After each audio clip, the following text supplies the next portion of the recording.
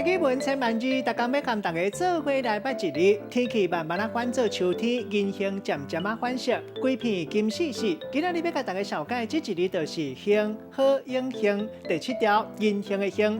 杏是一款木本的树栽，胶木树皮小quả是咖啡色，叶仔是加两形，春天会开浅红色的花。花甲叶仔亲像是梅啊，籽扁扁圆圆，搁厚厚，酸甜酸甜会食的。另外，杏仁会当做药啊，花甲果子咱拢讲是杏。带大家做伙来小解这两个词。头一个读做杏仁，也就是杏树的籽。扁扁圆圆，亲像心脏形，甜甜会当炒来食，啊若苦的用来做药引。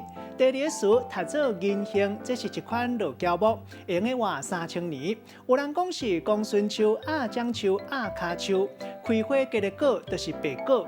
咱用一句话来举例，甲这两个词合做伙。